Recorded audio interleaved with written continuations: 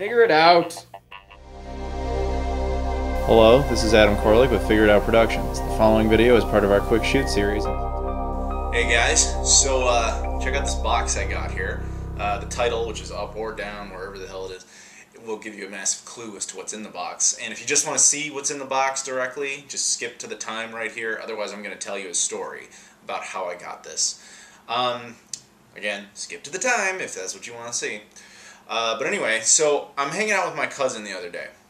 And he was a big fan of the NES, like huge. In fact, my first memory, at least that I can, pretty sure it's my first memory, was actually him and a couple of my other cousins. They all came over to my house when I was like 3 years old. And they go down to the basement and they set up his NES and they're just sitting there playing Paperboy, I think it was Paperboy. And they're just playing that like endlessly. I'm just like, wow, that looks really neat. You know, of course, as far as I can process as a 3-year-old. And so he absolutely loved this system, and it is the first video game console I ever saw, was an NES, specifically the one that's in this box. So that's kind of neat.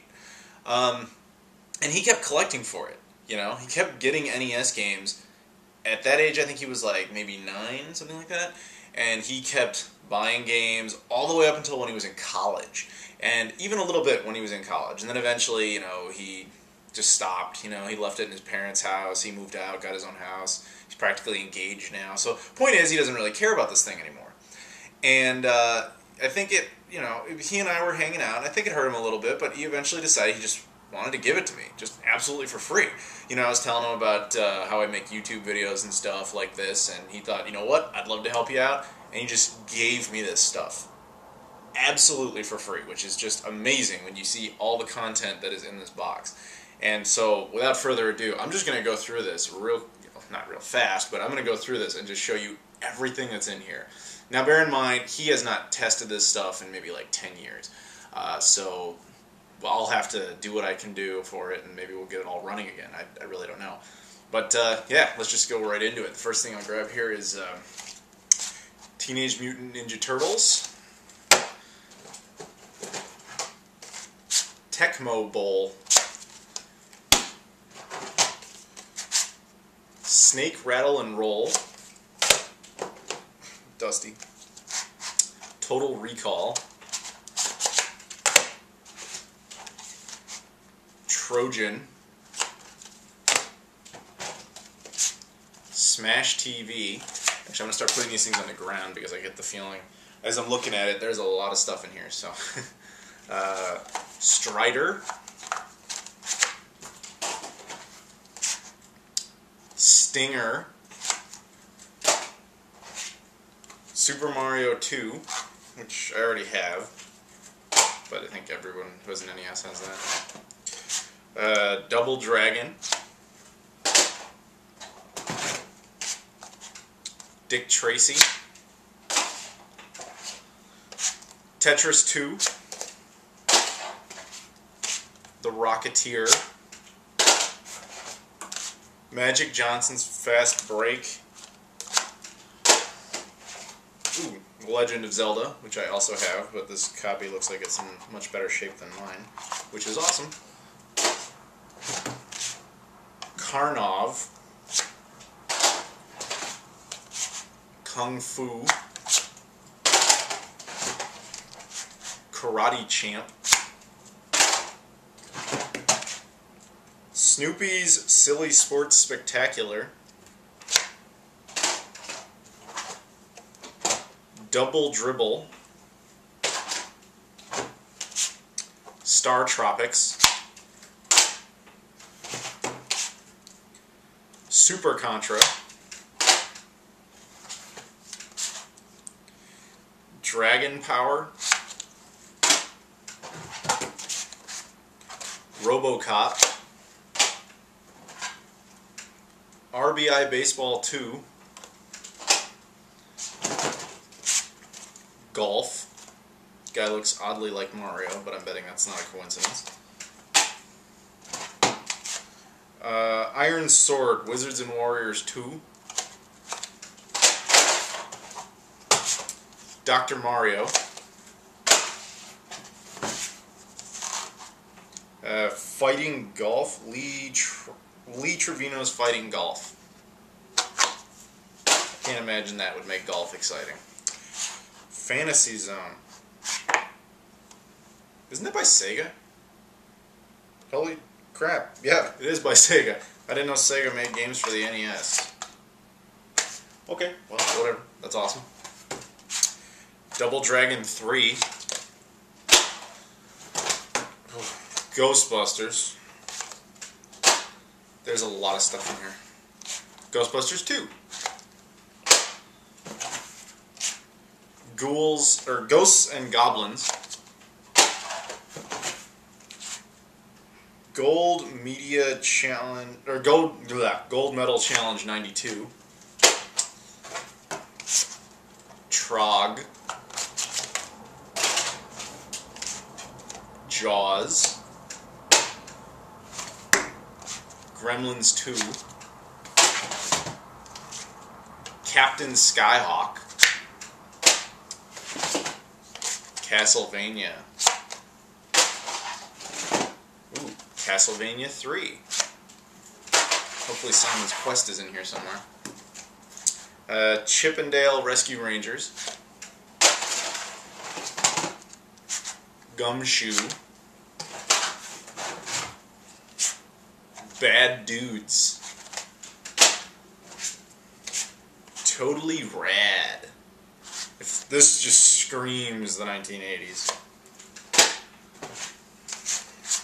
Rambo. RC Pro-Am. 32 tracks of racing thrills. Rush and Attack. That's a good title. Wizards and Warriors. Marble Madness. Rygar. Ooh, Mario Bros. The original one, not the Super Mario Bros. That most people know. This is the original, like, Atari 2600, 5200, 7800 type of game. This is a pretty cool game. It's kind of a rare one. It's kind of cool that that's in there. Mega Man 4. Maybe the other Mega Man games are in here. Mega Man games, sorry, I don't want to offend anybody. Jordan vs. Bird 1-on-1. I'm from Chicago. We love Michael Jordan here. We literally built a statue to the guy. Okay, so. Ooh, Metroid. Nice. Ultimate Basketball. Not a game, but we got the NES Advantage, which is absolutely filthy. Gonna have to clean this up. Put that up. Put that down here. Millipede. Monster Party. Baseball. Very exciting. Ooh, The Adventure of Link. So, Zelda 2. Yeah, Zelda 2, The Adventure of Link. The Adventures of Dino Riki. Can't say I heard of that one. Indiana Jones and the Temple of Doom.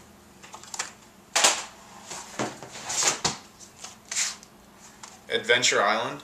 I heard this game's pretty good, actually. Let's see. Wizards and Warriors 3. Isn't this, like, ridiculous how many games he had for this thing? Monopoly. NFL. Nightmare on Elm Street. POW, Prisoners of War, made by SNK. Hogan's Alley, light gun game. Hoops. Wolverine. Back to the Future. Oh. Double Dragon 2, which I also already have. Actually, I also have Back to the Future. WrestleMania. I also have WrestleMania. NES Play Action Football. Miss Pac-Man, Where's Waldo, Tetris, Mike Tyson's Punch-Out. We'll go to that in a second. A couple of controllers here. Well, at least one. Looks like the other ones are right here. Yeah, so 3 controllers, as far as I can tell. Let's keep going. Bases loaded. Super Mario Brothers 3. I also have this, but I guess it's good to have another copy. This game is going up in value lately, which is awesome. Another copy of Castlevania, it looks like. Rad Racer. Already have this. Baseball Stars. Really? Indiana Jones and the Temple of Doom, but didn't I just do that a second ago?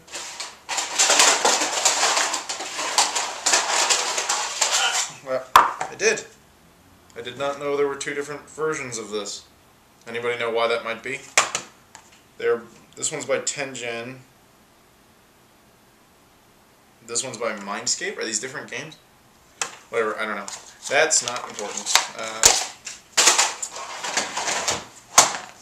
1942. Bases Loaded 2. Batman. Bases Loaded, which I think, didn't we do? Yeah. 2 copies of Bases Loaded. Another copy of Tetris. I don't know why he had duplicates of stuff. Mario Duck Hunt. Let's see, we got ice hockey. We got, let's see what else we got here. We got a couple of light guns. Orange and gray. I know the gray one is worth more. They're rarer. So that's neat. We also have, we got one more game. Gyromite. It's the 5-screw version. I wonder. I'll have to take this apart later. For those who don't know, there is a possibility, and I don't know because I haven't opened it.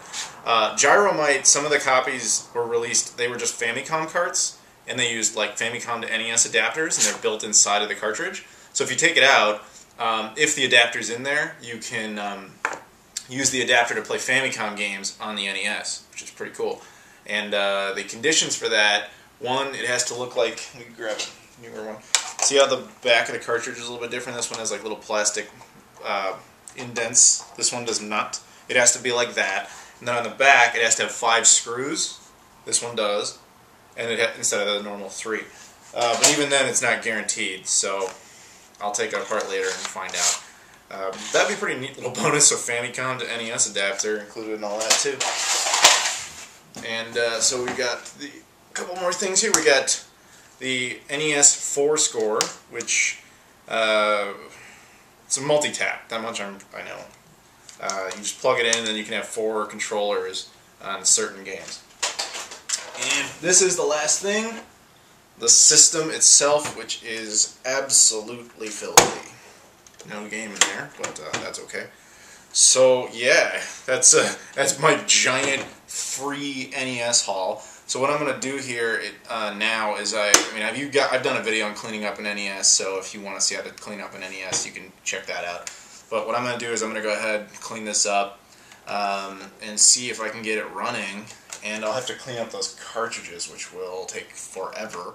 Alright, I thought I'd give you guys a closer look at the system and all the things I picked up here, excluding, of course, all those games, because it's ridiculous how big that pile is. But anyway, here's the system. It is in horrible shape, very dirty, very beat up. It has this chip on it, which is very unfortunate. Absolutely nothing I can do about that. But I'm going to clean it up. I'm going to try and get it running again. But yeah, I don't know. NESs, man, they're the most fickle cartridge system ever. So I have no idea if I'm going to be able to get it to work. But yeah, I'll give it a shot. I'm not going to bother showing that in this because you guys have seen that. I made a video about it. Go check that out if you want to clean up an NES. Or if you want to cut the 72-pin connector on it. Or not the 72, cut the 10 NES chip on it so that it works more often. I've done a video on that as well. Go check that out. But yeah, I'll just show you the end result with that thing. Over here we got a couple of controllers. I think I showed you how to clean one of these, so I'm not going to bother. 4 score. I mean, that's just spot cleaning. Light guns. Yeah, I'm not going to take one of these apart. I don't really want to, but I will clean that up externally. And the NES Advantage is filthy, but I'll just clean it up externally. I'm not going to take this apart either. But I will show you guys how to clean a cartridge, because I think that's very important, even though I have done that before. Okay, and as you can see, I've got everything cleaned up here. The NES Advantage looks substantially better than it did. The 4 score, I did a very basic cleaning on the light guns and the controllers and stuff, so they look good. I completely and thoroughly cleaned up the system, which is still a little bit oily because I put Pledge on it, but it looks good. And that's awesome. I cleaned up the inside, cleaned up the 72-pin connector. Lots and lots of dust inside that thing. It was disgusting. I also cut to the 10 NES chip inside, so the security problem won't be reoccurring, hopefully, if the thing works. To be perfectly honest, I don't really care if this thing works or not. I mean, I hope it does. It's always good to save a console. But, you know, it's an NES. They're hard to make work, but, you know, we'll see if it does. I mean, really, to me, I mean, obviously all this stuff was free, which is just incredible. I really need to thank my cousin again for that, but, you know, I got all those games, and that's really the big deal to me. I have not, at this point in time, gone through the unbelievably tedious process of cleaning all of those. That is going to take forever, and I'm not looking forward to that. The NES has a way of hurting your fingers.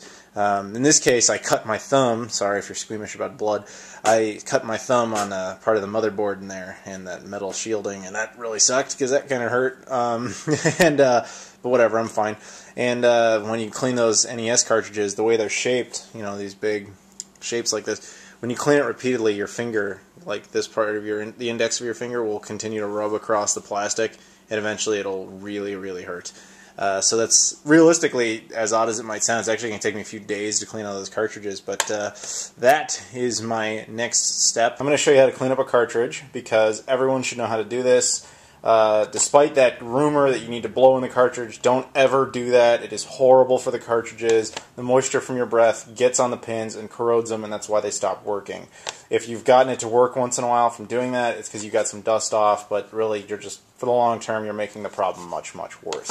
This is how you properly do it. You take some Windex, or Windoline as it's known in certain places, and just spray some on a Q-tip like that, and then rub it on the contacts like this, and go back and forth a bunch of times, and you see there's just a bunch of crap on there. It's pretty gross. It's not that bad, actually. I mean, well, it's bad, but it's not that bad considering how dusty some of these things look. So, I don't know. Yeah, you can see a lot of black junk just coming right off there. And you flip it around, take the dry side, go back and forth, get more of that off. Yeah, it just keeps coming off. Even more. Sorry. And yeah, you'll get plenty of dust off that way, and that's the method in order to get these things to work again. The only reason you would ever blow on it is after you've done that. Just get some of the extra cotton junk out of there, although compressed air would probably be better for that.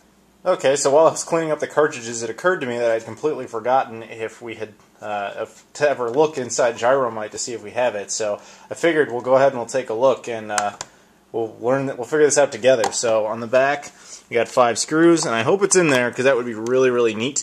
But if it's not, that will be, well, then I'm sorry for wasting your time, but I guess we'll find out. Go ahead and finish opening these up. I'm just using a flathead for this. It's not exactly the right bit, but it will work. So, yeah. Okay, and the last one here. Okay. Moment of truth. Lift this over, and oh yeah, oh shit, we got it.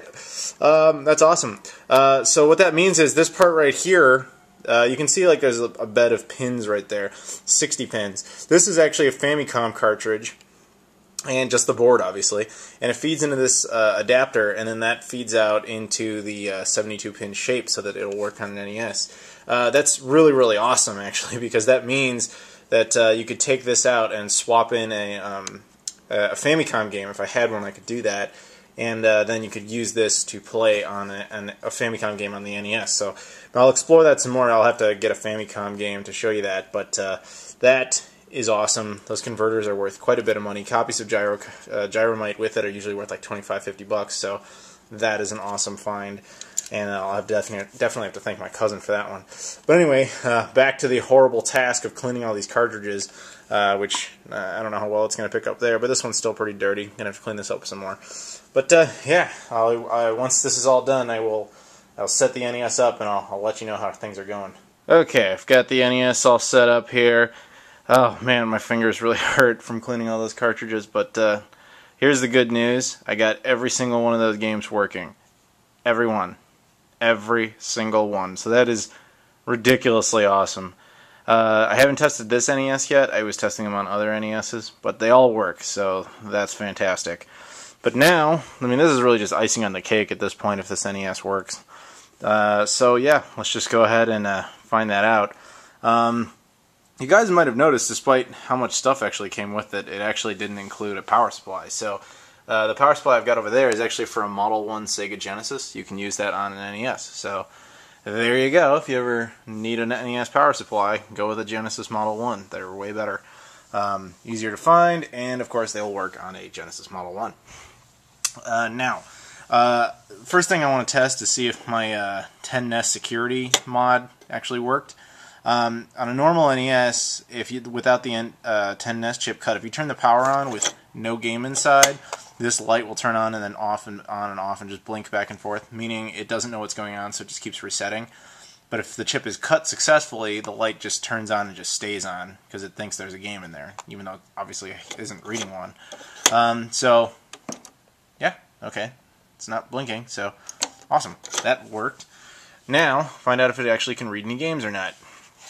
So I guess I'll just start with Super Mario Bros. 3, and if I'm lucky there, I will test that, even though I won't lie, I do know that both games work. But I'll show you guys, assuming this NES does work. So push the game in, push down, and that's awesome. It looks like it's working. Let's see if the controller here works. Sound works. Yeah.